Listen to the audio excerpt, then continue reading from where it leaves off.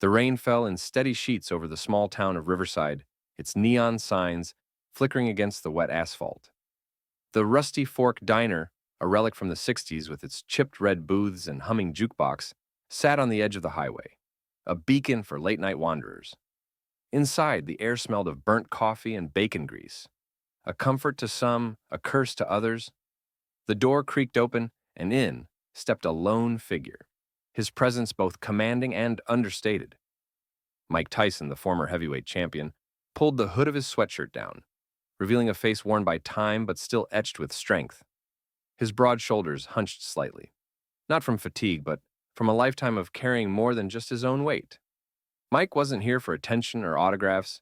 He just wanted a meal, a simple bit-tet, maybe a cup of coffee, something to break the loneliness of the road.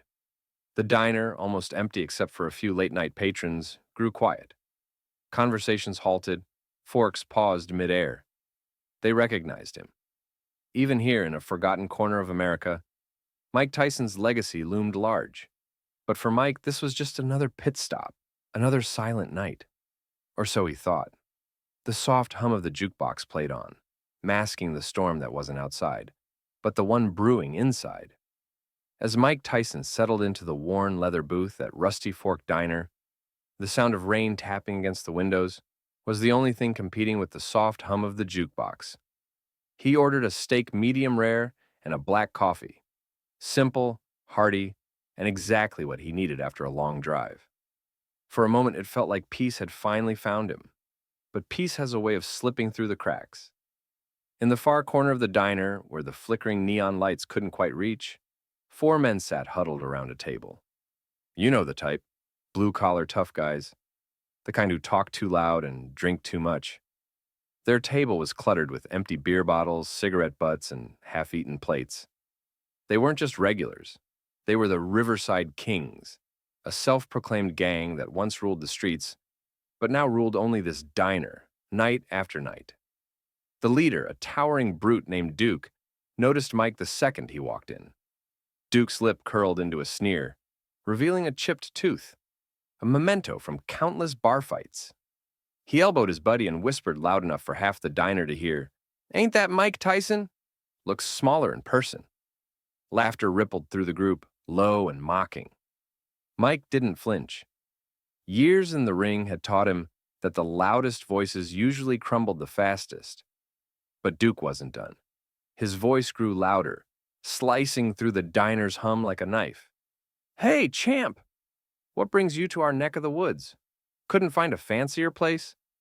Duke's tone was drenched in sarcasm, the kind that dared for a reaction. Mike took a slow sip of his coffee, his knuckles tightening around the mug. He didn't respond. Silence, sometimes, was the loudest statement. But Duke wasn't the type to back down when ignored. He stood up, the legs of his chair screeching against the linoleum floor, and swaggered over to Mike's booth. The entire diner seemed to hold its breath. "Come on, Tyson.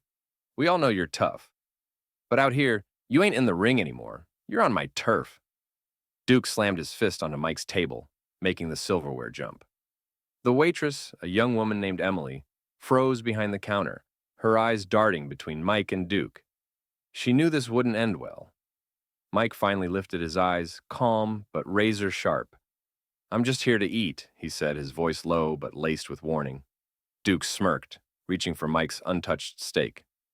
"Then let's make it interesting," he taunted, grabbing the plate and flipping it upside down, sending the food splattering onto the table. The diner went dead silent. Mike's jaw clenched. His hands curled into fists, knuckles whitening. But still, he didn't move. "And here's where I need you." What do you think happens next? Does Mike let it slide? Or does he show Duke that some fights aren't fought in rings? If you want Mike to unleash the storm, hit that like button. And don't forget to subscribe. Because trust me, the next part is going to hit hard. Stay tuned. This storm's just getting started. Every storm has an eye, but even the calmest center can explode. The steak lay ruined on the table, juices mixing with the coffee that had sloshed over from Mike's mug. The metallic smell of the spilled food mixed with the lingering aroma of bacon and stale beer. But no one noticed. All eyes in the Rusty Fork Diner were locked on Mike Tyson and Duke, tension so thick it seemed to warp the air. Mike's jaw flexed, his muscles rippling under the worn fabric of his sweatshirt. He'd spent a lifetime controlling the beast inside him. Years in the ring had taught him restraint. But there was a line, a point of no return, and Duke had just danced on its edge. Duke chuckled, leaning in closer, his face mere inches from Mike's. The sour stench of beer on his breath filled the space between them. "What's the matter, champ? Lost your edge? Or maybe you're not as tough as everyone says." His voice dripped with malice, each word like a match threatening to light the fuse. Mike exhaled slowly, trying to smother the fire building in his chest. But then Duke crossed the final line. With a swift flick, Duke reached over, snatching Mike's coffee cup. The liquid still steamed as he tilted it, letting the scorching contents spill across the ruined steak and onto Mike's lap. The hot coffee soaked through the fabric, burning his skin. The diner gasped collectively. Even Duke's friends paused, the smug grins fading as they realized the weight of what had just happened. Mike didn't move at first. But then, in a flash faster than most could process, Mike stood up. His chair screeched back, toppling over with a loud clang. His massive frame towered over Duke, the sheer force of his presence wiping the grin clean off Duke's face. Mike's hand shot out, grabbing Duke by the collar, lifting him off the ground with terrifying ease. Duke's feet dangled as if he weighed nothing more than a rag doll. "You made a mistake," Mike growled, his voice low, dangerous. The entire diner held its breath. Even Emily, the waitress, stood frozen behind the counter, wide-eyed and trembling. Plates clattered as another patron scrambled under a table for safety. But before Mike could do anything more, a sudden crash broke the moment. One of Duke's friends, tall, wiry, and drunk, smashed a beer bottle against the counter and lunged forward, jagged glass in hand. Mike saw him coming in the reflection of the diner's metal coffee pot. With lightning reflexes, he spun, still holding Duke by the collar, and used the man's body as a shield. The broken bottle slashed across Duke's arm, causing him to howl in pain. Mike dropped Duke like a sack of bricks, who hit the floor, clutching his bleeding arm. The wiry attacker hesitated, realizing his mistake, but Mike didn't. He closed the distance in a blink, grabbing the man's wrist mid-swing and twisting. A sickening crack echoed through the diner as the attacker's arm bent the wrong way, the bottle clattering uselessly to the floor. The room was chaos now, screams, overturned tables, shattered glass. But Mike stood in the center, unmoved. His eyes were sharp, clear, locked on the remaining two men still seated, too frozen in fear to move. One of them, a lanky guy with a snake tattoo curling around his neck, stood up, his hands raised in surrender. We didn't mean nothing, man," he stammered, backing away toward the exit. But Mike didn't chase. He just stared, his chest heaving, the remnants of hot coffee still dripping from his lap. The calm he'd walked in with was gone, shattered like the glass littering the diner floor.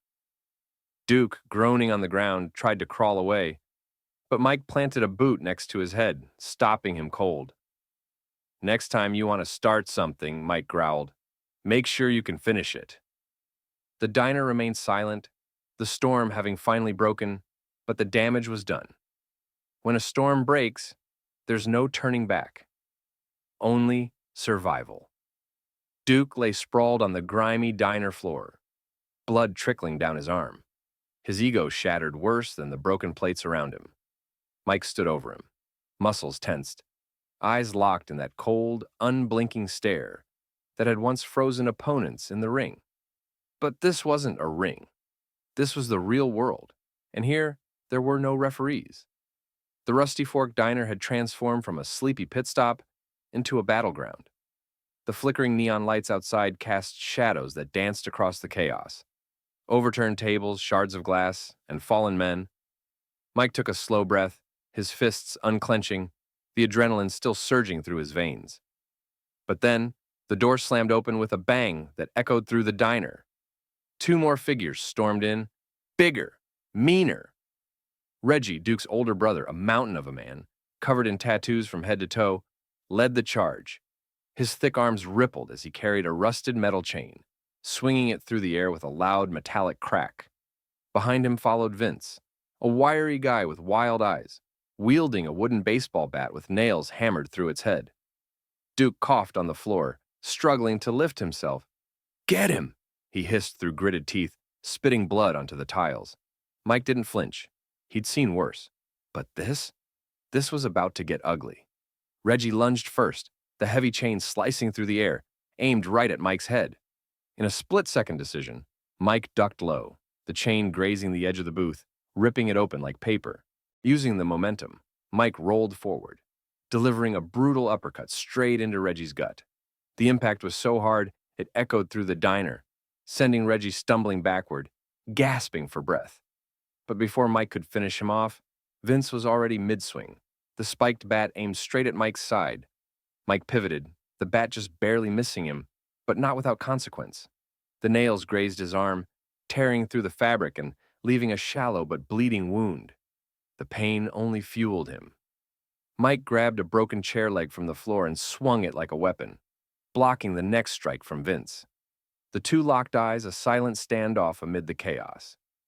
Vince swung again, but Mike sidestepped and slammed the chair leg into Vince's knee, making him collapse with a howl of pain.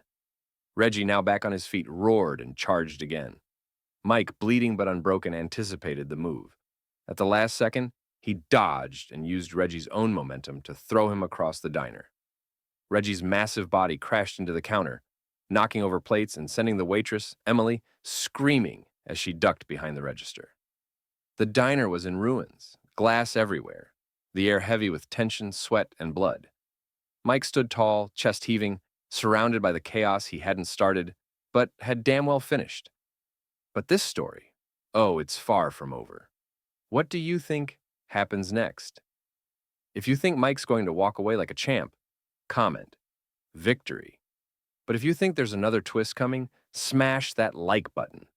This storm hasn't passed yet, and Mike Tyson is still standing in the eye of it. Even the strongest can be pushed to the edge, but only legends know when to stop. The Rusty Fork Diner was a war zone. Shattered glass littered the floor like jagged ice. The booths were torn apart, and the air was thick with sweat, blood, and adrenaline. Mike Tyson stood at the center of it all, his chest rising and falling heavily, blood trickling from the gash on his arm. Around him, Duke groaned on the floor. Reggie lay crumpled against the counter, and Vince clutched his shattered knee, moaning in agony. But even after all that, Mike wasn't done. Not yet. Reggie stirred, his massive body heaving as he tried to stand. His hand reached for the rusted metal chain that now lay tangled at his feet. His face was twisted with rage, blood dripping from his nose, but his pride wouldn't let him stay down. With a roar, he swung the chain wildly, catching Mike's leg and yanking it hard. Mike stumbled, falling to one knee, his hands slapping against the blood-slicked floor for balance.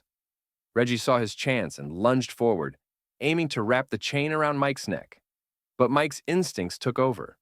Like a coiled predator, he spun, grabbing the chain midair. His hand burned from the friction, but he yanked it hard, pulling Reggie forward with incredible force. Before Reggie could react, Mike's fist collided with his jaw. A brutal, bone-cracking uppercut that lifted the giant man off his feet and sent him sprawling back onto the counter, unconscious. The diner fell into an eerie silence, broken only by the hiss of the still-working griddle in the kitchen and the heavy breathing of the battered men. Emily, the waitress, peeked out from behind the counter, her hands trembling. Her wide eyes scanned the wreckage, broken tables, bleeding men, and Mike Tyson standing there, like a storm finally starting to calm. But then, another sound. The front door creaked open. Mike's head snapped toward it, muscles tensing again. For a split second, he wondered if more of Duke's crew had come to join the chaos. But it wasn't another thug. It was a young boy, no older than 12, standing there in the doorway, frozen in shock. His backpack hung off one shoulder and wide, tear-filled eyes stared at the scene before him. Mike's heart sank. The boy took a step back, but before he could run, Mike raised his hands in a calming gesture. "Hey, kid, it's all right," he said, his voice softer now, stripped of the raw anger from moments ago. The boy didn't speak, but Emily rushed over, pulling him inside and guiding him away from the mess. It hit Mike in that moment, the reality of what had just happened. The destruction, the violence, all of it. He didn't come here to start a war. He just wanted a meal, some peace. But in the blink of an eye, everything had spiraled into chaos. Mike exhaled deeply, the adrenaline slowly fading, leaving behind only the ache of his wounds and a heavy weight in his chest. He looked around, the battered men, the broken diner, the frightened faces, and for the first time that night, he felt something deeper than rage, responsibility. "Get them out of here," he muttered to Emily, nodding toward the groaning men on the floor. "They won't be bothering you again." He turned toward the door, limping slightly, his torn sweatshirt soaked with blood and sweat. The night air outside was cold and crisp, a stark contrast to the heat of the diner. Mike paused at the threshold, glancing back one last time at the wreckage. This wasn't the fight he wanted, but it was the one he had to finish. And as he disappeared into the night, the legend of Mike Tyson had just grown even darker. Just when you think the storm has passed, the real danger begins. Mike Tyson stepped into the cold night air, his breath visible in the sharp chill. His knuckles were bloodied, his sweatshirt torn, and his mind raced with everything that had just happened. The Rusty Fork diner behind him was a wreck. Shattered glass, overturned tables, and bruised, broken men left in his wake. But even after all that, something didn't sit right. The streets were eerily silent, except for the soft buzz of a flickering street lamp overhead. Mike limped toward his car, the distant hum of sirens somewhere in the city barely reaching him. His hands still trembled, not from fear, but from the raw adrenaline still coursing through his veins. But then a sound. Tires screeching, headlights. A black pickup truck sped around the corner, its high beams cutting through the darkness. It skidded to a stop just feet from Mike, the engine still growling like an animal ready to pounce. The driver's side door flung open, and a figure stepped out. A man in his late 40s, wearing a leather jacket and carrying an unmistakable air of authority. "You think this is over, Tyson?" the man sneered, revealing a scar running down the side of his cheek. This was Frank Malone, a known gang enforcer in Riverside, and apparently the real puppet master behind Duke and his goons. Mike straightened his back, rolling his shoulders, the pain from his earlier scuffle threatening to slow him down. But his pride wouldn't let it. "I don't even know who the hell you are," Mike replied, his voice calm but laced with warning. Frank chuckled, stepping closer, his boots crunching on the loose gravel. "You messed with my guys, wrecked my place. That diner? Yeah, I own half the businesses on this block. And now, you owe me." Mike's jaw clenched. He wasn't in the mood for another fight, but the rage inside him was still burning hot. Without warning, two more men emerged from the truck, both armed with crowbars. They spread out, circling Mike like wolves stalking their prey. Mike's eyes flicked between them, calculating, waiting for one to make the first move. The man on the left lunged, swinging his crowbar at Mike's ribs. Mike sidestepped, grabbing the metal bar mid-swing, twisting it out of the attacker's hands and slamming the handle into his gut. The man crumpled to the ground. The second thug swung low, aiming for Mike's knees, but Mike leaped back, narrowly avoiding the hit. He retaliated fast, landing a brutal uppercut that sent the man flying into the side of the truck with a metallic thud. Frank, now furious, pulled out a switchblade, the steel glinting in the moonlight. "You're gonna wish you'd stayed in that diner," he growled, lunging forward. But Mike was faster. He sidestepped, grabbed Frank's wrist, and twisted it until the knife clattered to the ground. With one final punch, a crushing right hook, Mike sent Frank sprawling, blood pouring from his split lip. Breathing hard, Mike stood over him. "I'm done here," he muttered, turning away. But as he walked toward his car, the flash of red and blue lights illuminated the street. Police sirens wailed closer and closer. Was this the end of the fight, or just the beginning of something bigger? And now, it's your turn. Think Mike will face the cops head-on? Comment. #NoFearPeriod. Don't forget to subscribe, because the next part, it's going to be a wild ride. In the darkest moments, a single choice can define a man forever. The flashing red and blue lights painted the empty streets in a chaotic blur, sirens growing louder as they closed in. Mike Tyson stood there, chest heaving, his bloodied fists clenched at his sides. Around him, the aftermath of the brawl lay scattered. Frank Malone groaning on the ground, his face swollen and bloodied, and his two henchmen unconscious near the battered pickup truck. For a moment, Mike considered running. The thought passed through his mind like a flicker, a survival instinct honed from years of fighting, not just in the ring, but in life. But he didn't move. Running would make him look guilty, like he was just another thug who had snapped. But this wasn't his fault. The squad cars screeched to a halt, tires burning rubber against the asphalt. Doors flew open and 4 uniformed officers leaped out, guns drawn, their shouts echoing into the night. "Hands where we can see them! On the ground, now!" Mike hesitated for a beat, his mind racing. His hands, still covered in blood, slowly lifted into the air as he took a careful step away from Frank's crumpled body. He knew better than to make a sudden move, but even as he raised his hands, he could feel their eyes on him, filled with suspicion, judgment, and fear. "Get on the ground," one of the officers barked again, his finger twitching on the trigger. Mike dropped to his knees, the rough asphalt scraping his skin as he placed his hands behind his head.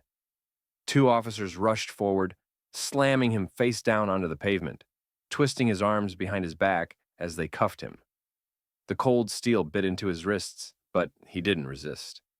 "You've got the wrong guy," Mike muttered, his cheek pressed against the pavement. "Yeah? Looks like you've been busy tonight," one cop sneered, glancing around at the battered bodies.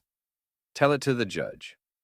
Emily, the waitress from the Rusty Fork Diner, appeared at the scene, breathless and terrified. She had been watching from a distance, hidden behind a dumpster, but seeing Mike pinned down like that was too much. "It wasn't his fault," she yelled, pushing past another officer who tried to stop her. "He was defending himself, defending us." The cops paused, their hands tightening on Mike's arms. One of them, a younger officer with wary eyes, looked at her. "What are you talking about?" Emily pointed toward Frank and the others. "They attacked him first. They trashed the diner, tried to kill him. Mike, he saved my life." The officers exchanged uncertain glances.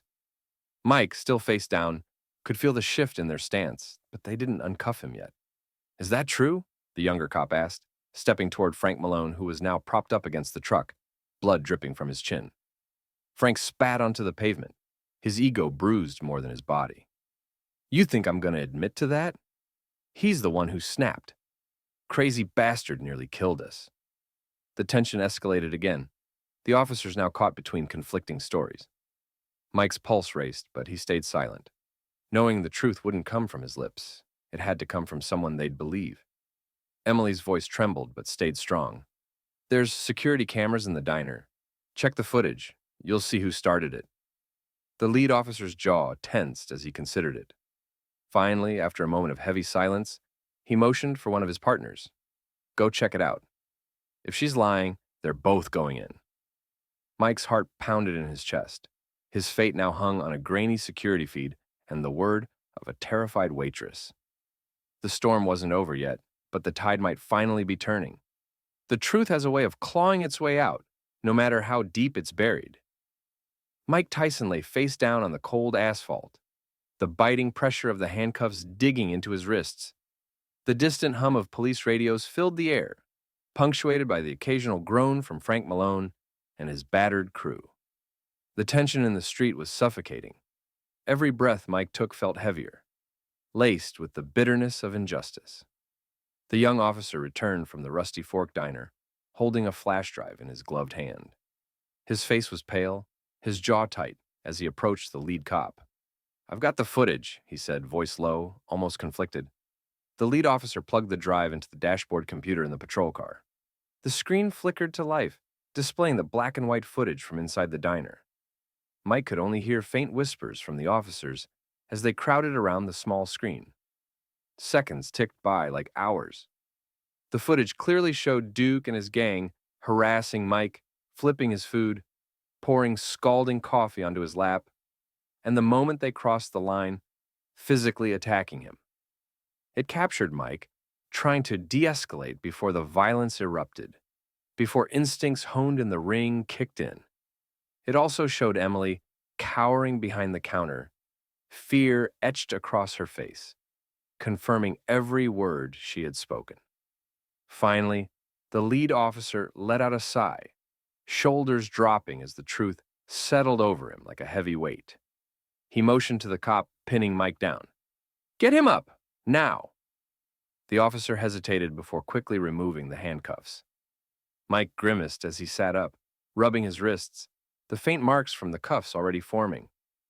"Mr. Tyson," the lead officer began, his voice filled with something close to regret. "I'm sorry, we had no idea." Mike cut him off with a sharp glare. "You never do." His voice was rough, the anger just below the surface. But he wasn't here to argue. He stood tall, towering over the officers who moments ago had pinned him like a criminal. Emily approached him cautiously, still shaking, her eyes filled with a mixture of gratitude and guilt. I'm so sorry, Mike. If I hadn't spoken up, you did good," he interrupted, giving her a soft nod. "You told the truth. That's all that matters." Meanwhile, Frank Malone, still slumped against the pickup truck, spat blood onto the pavement. "This isn't over, Tyson. You think you're a hero? You've made some powerful enemies tonight." Mike didn't even turn to look at him. "I've faced worse than you in the ring and in life. So, go ahead, Frank. Make your threats. But next time, you better send someone who can actually fight." The officers moved in, finally cuffing Frank and his cronies as backup squad cars arrived, the flashing lights painting the scene in a chaotic swirl of red and blue. Mike took one last look at the wreckage, the diner in ruins, the streets scattered with broken glass and broken egos, and felt the weight of it all. The night had spiraled into chaos, but at least the truth had clawed its way out. As he walked to his car, bloodied and bruised, the early morning sun began to rise, slicing through the darkness like a thin blade. It was over, at least for now. But deep down, Mike knew the fight was never really over. Not for someone like him.